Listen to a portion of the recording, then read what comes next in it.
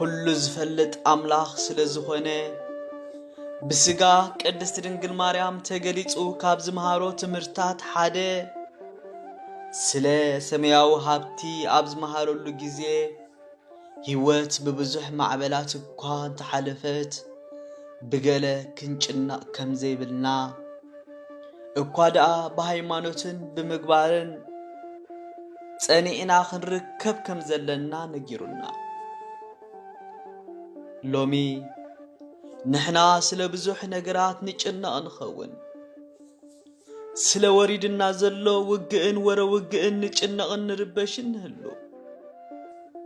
ብዙሓት እውን ካባና ብዙሕ ሽግራት ምስ ከበቦም እግዚኣብሔር ዘይሰምዕ ወይ እግዚኣብሔር ዘየለ መሲልዎም ናብ ዕሽነትን ፖለቲካን ህልኽን ባእስን ጸርፍን ዝኸዱ ብዙሓት እዮም። ነዚዩ ልቢ ኣምላኽ ቅዱስ ዳዊት ዓሻ ብልቡ ኣምላኽ የልቦን ይብል። መዝሙረ ዳዊት ምዕራፍ 14 ቁጽሪ 1 ዝበለ። ስለዚ ህይወት ብብዙሕ ፈተናታት ክትሓልፍ ከላ ክንዝክሮ ዝግባአና ሓደ ታሪኽ ኣብ መጽሓፍ ቅዱስ ኣሎ። ንሱ እውን ታሪኽ እስራኤላውያን ኣብ ሃገረ ግብፂ። እስራኤላውያን 430 ዓመታት ባርነት ኣብ ምድሪ ግብፂ ምስ ሓለፉ እግዚአብሔር ድምፂ ኣውያቶም ሰሚዑ ከድሕኖም ደልየ። እግዚአብሔር ብነቢ ሙሴ ኣቢሉ ካብ ባርነት ግብፂ ከም ዝወፁ ብስራት ኣበሰሮም። እስራኤላውያን ነዚ ኣዋጅ ምስ ሰምዑ ኩሉ ዝሓለፈ ምረት ረሲዖም ሓድሽ ተስፋ ሰንቑ። ደጊም ልቦም ክጸንዕ ብእግዚአብሔር ተስፋ ክገብሩ ኣረድኦም። ንሳቶም እውን ከምቲ ነቢ ሙሴ ዝበሎም ገበሩ። እግዚአብሔር ክሳዕ መወዳእታ ዓለም ጥበቡ ብዘይ ትፈትሖ ግድል ንባሕሪ ኤርትራ ኣብ ክልተ መቂሉ ብዘደንቕ ስራሕ ብንቑፅ መሬት ኣሳገሮ።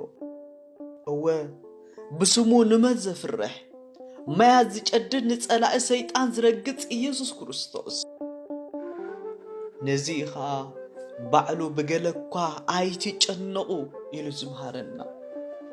ኩላትና ክነስተውዕለሉ ዘለና ነጥቢ ኣብ ህይወት ፈተና ምግጣሙን ናይ ጭንቀት ባሕሪ ምስፍሑን ዘይኮነ ኣብ ውሽጢ ዝኾነ ይኹን ኩነታት ንሕና ሃይማኖትናን ምግባርናን ኣሰኒና ሰባት ኮይንና ክንነብር ንእግዚአብሔር ኣምላኽ ክንጽውዕ እቲ ትማሊ ንእስራኤላውያን ዘስጋ ነዚ ክሳዕ ሕጂ ዘይምርመር ዘደንቕ ዝገበረ ጎይታ ሎሚ እውን ንስ እዩ። ጭንቀትና ክንዲ ዝኸበደ ይኽበድ፣ ማዕበላት እውን ክሳብ ዝነውሐ ጥርዚ ወንጨፉ ንሱ ንዝእመንዎ እሙን እዩ። ኩሉ ጸርና ድማ ንዕኡ ንሃቦ። ኣምላኽ ኣበይ ከም ዘለና ከምኡውን ዘለናዮ ኩነታት ኮነ ሃለዋት ከም ዝፈልጥ ምፍላጥ ይድልየና። ካብ መጽሓፍ ቅዱስ ብዙሕ ክንመሃር ንኽእል ኢና።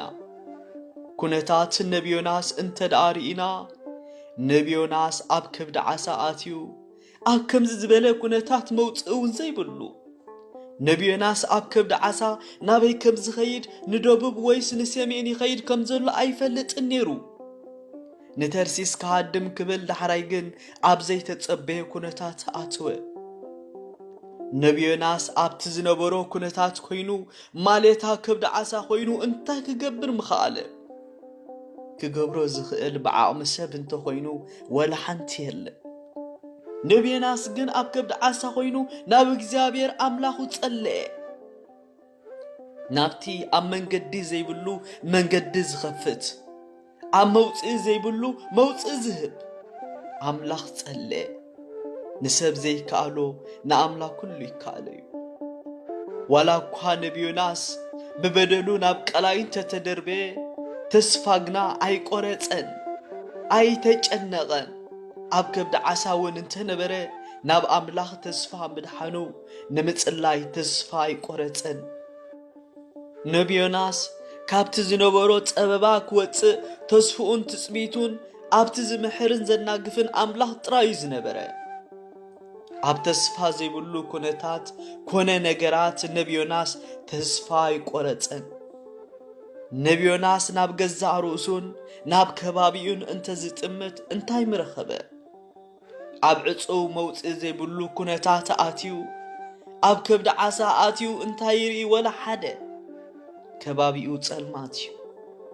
ናበይ ገጹ ይኸይድ ከም ዘለውን ኣይፈልጥን ነበረ። ነቢ ዮናስ ኣብ ከብዲ ዓሳ ተዓጽዩ ነይሩ።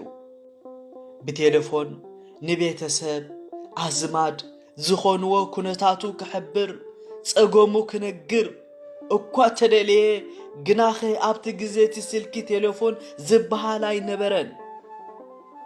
እንተ ዝነብርከ ካብ ሰብ ኮነ ካብ ገዛ ርእሱ ምድሓን ኣይምረኸበን።